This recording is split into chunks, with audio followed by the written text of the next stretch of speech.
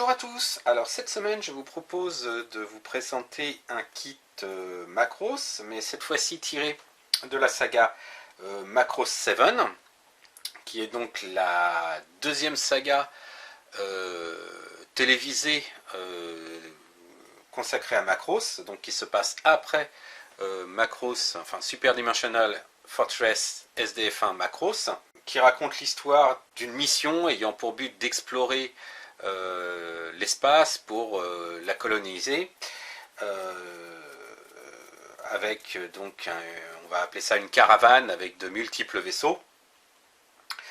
Le vaisseau amiral étant le Macross 7, donc le 7e Macross, commandé par Maximilian Genius, donc l'as de l'aviation que l'on peut voir dans la première série Macross, et donc son épouse Milia, qui est donc maire de la ville flottante qui accompagne donc ce convoi.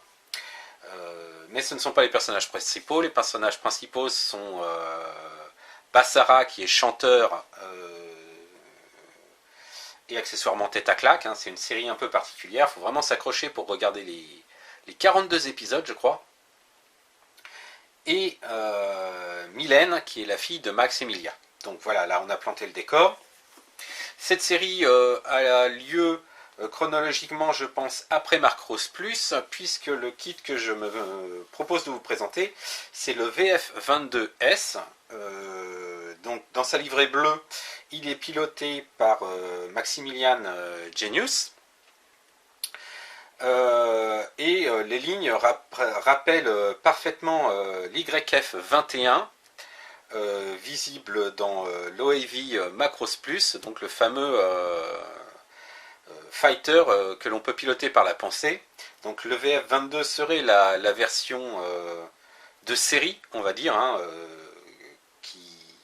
qui a donc fini par équiper l'armée de l'UN Spacey, mais qui, bien que gardant les caractéristiques de l'YF21, se pilote normalement et non pas par la pensée.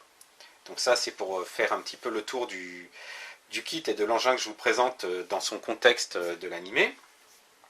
Pour revenir sur le kit proprement dit, alors, comme d'habitude, il ne me reste plus grand chose de la boîte, mis à part l'illustration et les caractéristiques. Donc c'est un kit au 1/72e de chez Hasegawa.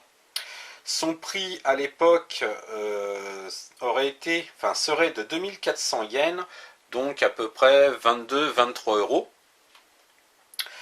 Mais en revanche, j'ai eu la bonne idée, lorsque j'ai eu ce kit, de prendre en photo la boîte, donc on va quand même pouvoir faire le tour de la boîte.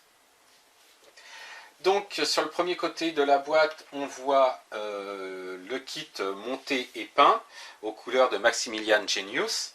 Donc on peut voir qu'il a une ligne vraiment sympa, un bleu caractéristique à ce pilote. Le kit est bien au 1/72e et on a également la taille du kit, donc il aurait une longueur de 27 cm et 25 mm et une envergure de 21 cm 30 et 91 pièces à l'intérieur du kit. De l'autre côté de la boîte, des illustrations, alors pour une fois elles n'étaient pas trop petites, des illustrations issues donc de la série. Donc sur la première photo on voit donc le chasseur équipé d'un système fold, donc qui permet d'aller plus vite, mais je crois même que c'est une bombe en fait dans cette série, à ce passage là. On constatera que contrairement à l'illustration du kit monté et peint où la verrière était fumée noire, dans la série elle est jaune. Et donc on a au centre une photo de Maximilian en tenue de pilote, et à droite le fighter de Maximilian en premier plan en bleu, et un peu plus loin derrière on voit le fighter dans sa couleur rouge, piloté par Milia, puisqu'il y a un moment dans la série où il est piloté, où les deux pilotes reforment le tandem le temps d'une bataille. Je vous propose de voir la notice à présent. Alors, la notice Hasegawa, vous commencez à avoir l'habitude maintenant, si vous me suivez, si vous suivez mes vidéos. Donc les notices Hasegawa toujours en noir et blanc. C'est un petit peu ce qui est regrettable, hein, parce que le reste est de grande qualité. Avec ici, alors c'est à peine visible parce que c'est en blanc sur fond gris. Faut vraiment, je ne sais même pas si ça va passer à l'écran. Donc vous avez l'avion de profil. Ici vous avez un texte rappelant l'historique de cet avion. Donc bon, c'est en japonais, mais il y a certains termes là qui sont assez parlants. VF22S 2040, donc j'imagine que c'est sa date de mise en service. Et on a ici YF21, YF19, donc j'imagine que ça raconte l'histoire. Enfin, YF21, voilà, il doit dire que c'est qui descend de l'YF21. Et il y a différents types. Alors on voit VF11, VF17, VF19. Donc ça, c'est vraiment les navires enfin les chasseurs, pardon, qui sont embarqués sur le Macross 7 et qu'on peut voir au cours de la série. Et ici, vous avez le logo de la série. Les caractéristiques de l'avion s'il avait réellement existé. Et le copyright ici de la série, donc de 1994. Ah oui, j'ai oublié de vous dire donc que ce kit a été édité en 2003, avril 2003 pour être exact.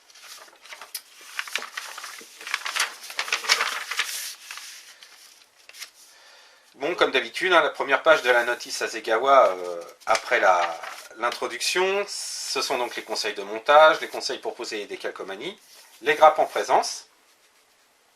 Donc bien qu'il y ait 91 pièces, il n'y a pas énormément de grappes et de très grosses pièces, hein, vous verrez. Une grappe de pièces transparentes pour la verrière, une autre grappe pour les feux de position. Et vous avez ici la liste des peintures pour faire les différentes versions de ce vaisseau, enfin de ce chasseur, puisque vous avez la possibilité de faire la version Maximilian ou la version de Milia, donc bleu ou rouge. On attaque le montage, donc un pilote, parce que en effet Hasegawa a commencé à mettre des pilotes dans ses kits. Alors, si on a la possibilité de faire les deux fighters, hein, que ce soit la version Milia ou la version Max, en revanche, le pilote, c'est Max. Hein. Dans la série, Milia a toujours sa combinaison et son casque datant de la première série Macross. Hein, donc, or là, c'est vraiment la combinaison et le casque de Macross 7. Donc, et les couleurs indiquées ici sont bien les couleurs de Maximilian. Ensuite, on insère le cockpit. Enfin, on monte le cockpit avec le siège. Ici, des décalcomanies qui se posent donc avant fermeture du siège. On retourne la plaque sur laquelle sont posés les instruments de bord pour installer le train avant. Ensuite, on insère le cockpit dans la partie inférieure on insère le poste de pilotage dans la partie inférieure du cockpit et on referme le tout. Ce qui est quand même assez bien pensé. Comme ça, on a une ligne de collage qui est sur le bord du nez de l'appareil et en fait qui est totalement dans le prolongement du nez de l'appareil, ce qui fait que même si elle est légèrement visible, son emplacement à cet endroit-là est tellement logique que c'est même pas la peine de l'estomper. C'est vraiment pas gênant.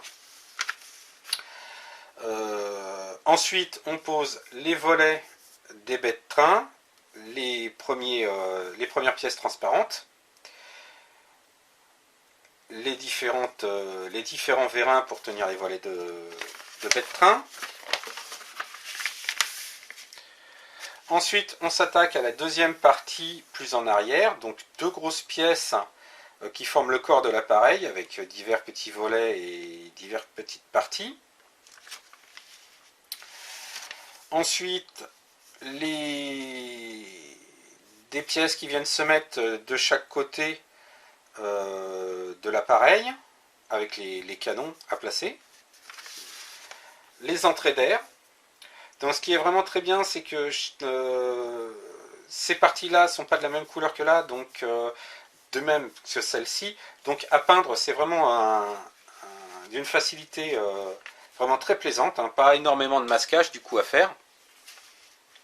Enfin, sauf si on se complique la tâche, vous comprendrez un peu plus tard. Ici, les réacteurs, bon, pas super détaillés, mais quand même hein, assez sympa à faire, avec 3 volets. Ensuite, on insère une autre partie encore sous l'appareil. On fait les trains d'atterrissage latéraux, on met les volets des baies de train. Ici, ce sont les ailes de chaque côté du vaisseau, enfin de l'avion. Alors, la particularité de ces ailes, c'est que vous avez la possibilité soit de les laisser telles quelles et de peindre les feux de position directement, ou vous avez la possibilité de couper l'emplacement des feux de position pour mettre des pièces transparentes que vous aurez au préalablement peint de la bonne couleur. Donc moi j'ai pris l'option évidemment de découper et de mettre les pièces transparentes. Là c'est le montage des dérives. Alors un peu gênant, ils ont fait ça en deux parties, hein. Même les ailes sont en 2 parties et je vois pas trop l'intérêt. Parce qu'il n'y a rien qui s'insère. Hein. Ah si, il y a une petite languette ici là, oui. Donc oui, à la limite pour pouvoir assembler l'avion, c'était mieux en 2 parties. Ici là vous avez un dessin préparatoire, enfin non, un dessin qui provient des artbooks de Macros 7 qui permet de voir comment poser les trains d'atterrissage et à quoi ils ressemblent normalement sur les dessins préparatoires de la série. Donc vraiment sympa ce genre de document. Ensuite, on insère le nez de l'appareil, les dérives, les ailes. On retourne, on met toutes les pièces transparentes autour du nez de l'appareil, l'espèce d'antenne qui est sur la tête du robot, et ici la possibilité soit de faire l'appareil verrière fermée, soit de le faire verrière ouverte. Et pour pouvoir l'installer sur les stands Hasegawa qui sont vendus à part, vous avez 2 pièces supplémentaires à mettre au-dessus pour insérer donc l'avion, non pas par les ailes, mais sur des petites bouches d'aération qui se trouvent à l'arrière de l'appareil. Et ensuite, on peut poser les décalcos. Donc je vous mets la planche de décalco à l'écran, là, hein. C'est une photographie de la planche de décalco. Donc vous voyez un grand nombre de marquages. Et pourtant, moi je me suis un peu compliqué la vie, comme vous commencez à le savoir, dès que je peux faire de la peinture à la place des décalcomanies, parce que je trouve que les décalcomanies à Hasegawa sont belles, mais pas forcément d'une très grande finesse. Alors quand je passe de la finesse, c'est pas la réalisation de la décalcomanie, hein, c'est vraiment l'épaisseur de la décalcomanie, et pour qu'elles épousent bien les formes et que les lignes de structure restent visibles sur les décalcomanies, il faut énormément jouer et mettre de produits pour assouplir les décalcomanies. Et encore, même comme ça, je trouve que ça rend pas toujours très bien. Donc j'ai vraiment pris le parti, lorsque j'ai fait ce kit, de remplacer toutes les bandes, là, qui existent sous forme de décalco, hein, les bandes blanches, ici les marquages noirs de chaque côté, je les ai faits à la peinture, à l'aérographe. En fait, ce que j'ai fait, j'ai imprimé ma planche de décalcomanie sur une grande planche autocollante de masquage de chez Tamiya, hein. Ce sont des planches autocollantes que l'on découpe comme on veut, donc on peut faire les formes que l'on désire. Et donc j'ai fait j'ai utilisé donc la photocopie de ma planche de décalco sur ce type de papier autocollant pour créer des masques, pour pouvoir ensuite peindre mon kit plus facilement à l'aérographe. Et bien sûr, par contre, j'ai utilisé des décalcos pour tous les marquages lettrés, No Step, Keep Clean et autres. Voilà, je vous propose de voir le résultat monté et peint.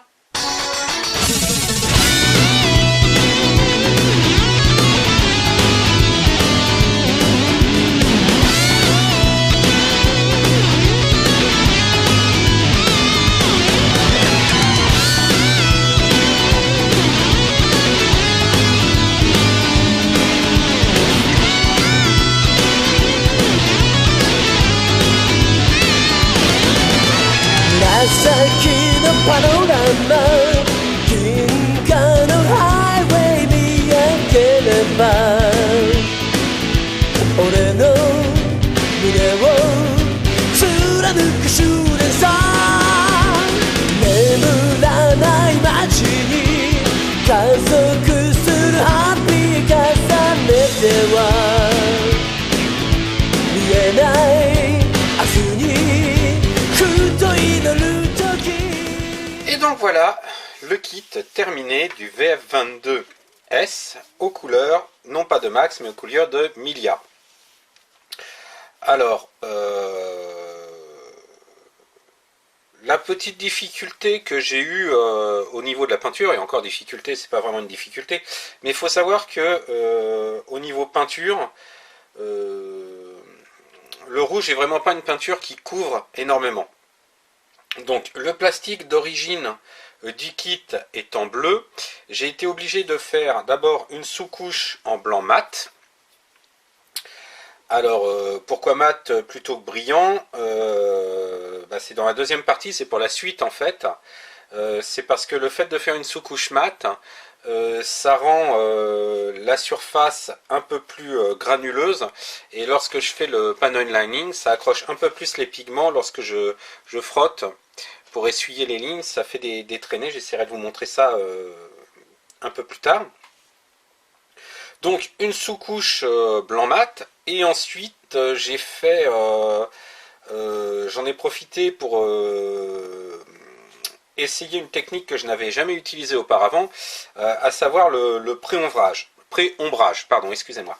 Alors dans mon cas, je préfère parler de pré-weathering, parce que le pré-ombrage, comme son nom l'indique, c'est une technique qui consiste à simuler ou accentuer des zones d'ombre sur un kit, dans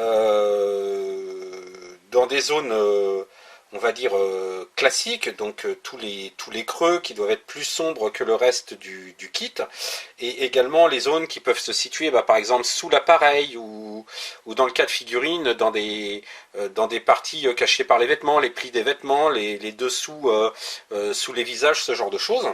Dans mon cas, j'ai tendance à assombrir tout ce qui est ligne de structure, et encore là je les ai pas toutes faites sur ce kit parce que c'était la première fois et je m'étais inspiré d'un jouet que j'avais vu en photo. Donc je me suis vraiment basé sur les grandes lignes horizontales, enfin oui, horizontales et verticales, mais qui sont sur le kit. Mais j'ai également noirci un peu les bords d'attaque des ailes et autres, ce qui n'est pas du tout logique dans une réflexion de pré-ombrage. Mais par contre, pour un weathering, rendre ternes les extrémités qui peuvent être soumises à l'influence du temps et de l'usure, là par contre ça paraît plus logique. Donc c'est pour ça que moi je parle plus de pré-weathering que de pré-ombrage. Et donc ça c'était la première fois que je faisais ça. Donc j'ai pré-ombré en marron plus qu'en noir, puisque comme je le disais, le rouge ne couvrant pas bien, j'avais peur que le noir ressorte beaucoup trop. Et ensuite j'ai donc appliqué mon rouge, qui est un mélange de rouge Garance à 80% et de blanc mat à 10%. Et donc ça a permis de faire ressortir le rouge relativement bien. Bon là il est terni avec le weathering, mais il sortait vraiment très très bien. L'autre point, je me suis un peu compliqué la vie, puisque toutes les marques noires et blanches, j'ai refusé de les faire avec les décalcomanies. Je les ai fait donc à la peinture, donc beaucoup de masquage avec la technique dont je vous ai parlé avant, c'est-à-dire faire des masques avec une photocopie de la planche de décalcomanie. Et également pour que les différents éléments transparents, voilà, je vais mettre le kit un peu plus de face, ressortent mieux, peindre en aluminium le fond, et j'ai utilisé une colle blanche pour coller ces pièces, afin que qu'il n'y ait pas de traces de colle ni la peinture qui se dissout avec la colle. Donc voilà. Donc voilà le résultat de ce kit. Donc mis à part les petits éléments là que je me suis astreint à faire, pas de difficulté majeure au niveau du montage. deux petites difficultés, et encore je parle de difficultés, c'est vraiment pour parler de difficultés, hein. C'est le collage des deux dérives ici, parce qu'elles tiennent vraiment sur une toute petite surface, donc bah, j'aurais pu les coller à la cyano, mais j'ai pas voulu, donc j'ai un peu galéré pour les faire tenir. Et l'autre point également qui m'a posé problème, parce que j'ai pas voulu utiliser de cyanolite, parce que la cyano ça a le défaut, si on en met un petit peu trop, de faire une espèce de brume, d'opacifier les pièces transparentes. C'est donc le cockpit ici. Donc je l'ai collé, la verrière du cockpit, je l'ai collé à la colle classique. Je l'ai maintenu le plus longtemps possible, mais il n'est pas tout à fait droit, il penche un petit peu sur la gauche. Mais je dirais que si on le sait pas et si on regarde pas sous un angle particulier, là bien sûr, si on le regarde dans la longueur, ça se voit. Mais par exemple, la façon dont il est exposé dans ma vitrine, ça se voit absolument pas. Donc, un avion avec des lignes bien plaisantes, hein, donc très inspiré. Alors c'est le VF-22, mais il ressemble énormément à un avion américain, ne serait-ce que par les dérives de chaque côté, comme ça. Alors j'ai pas l'avion en tête, si je retrouve la photo, je vous la mettrai à l'écran. L'ami Ratatars aurait pu en dire plus là-dessus, mais voilà. Donc un kit bien plaisant à faire, pas très difficile. Après, pour un kit Hasegawa, je trouve qu'il n'y a pas énormément de détails, même au niveau du cockpit. Mais bon, il s'y prête pas plus que ça. Il y a ce qu'il faut comme détail, hein. Il n'y a pas dérivé en plus. Au moins c'est ça qui est bien, c'est que ils ont pas rajouté du détail pour rajouter du détail. Il y a des lignes de structure, la ligne de structure qu'il faut. Et donc je vais essayer là de vous montrer l'effet que j'ai obtenu donc en utilisant une surface assez granuleuse avec le panel lining. On va voir si ça ressort. Alors attendez. Voilà, alors je ne sais pas si on le voit vraiment là à l'écran, mais on voit bien en essuyant, j'ai vraiment tenté, alors je ne sais pas si Monsieur Focus va vouloir ou pas, mais on voit vraiment des traînées assez importantes ici avec le pré-ombrage, et le panel lining a fait le reste. On voit vraiment des traînées dans le sens de, alors je dirais du vent, dans l'espace il n'y a pas de vent, mais dans le sens de la marche, enfin du vol. Hein, de même le dessous est quand même assez sympa. Quelques détails. Alors, attendez, je vais essayer, voilà, de l'attraper. Donc quelques détails assez sympas qui restent avec le panel lining, mais pas en excès. Voilà, il n'y a pas du détail pour du détail. On voit toutes les lignes de structure correspondent aux éléments qui se transforment ou à des éléments logiques. Voilà, donc ça sera tout pour le VF-22S de Milia, issu de la série Macross 7. J'espère que cette vidéo vous a plu et vous a peut-être donné envie de faire ce kit. Alors le VF-22 tel quel commence à être très difficile à trouver en 22S, mais on trouve d'autres VF-22 avec d'autres livrets, plus dans les gris. Classique, assez aisément. Je crois même qu'il y a un kit qui est sorti dernièrement. Donc j'espère que cette vidéo vous a plu. Si vous avez des commentaires ou des questions, n'hésitez pas, il y a une section qui est faite pour ça. En attendant, je vous souhaite une bonne semaine et je vous dis à bientôt. Ciao!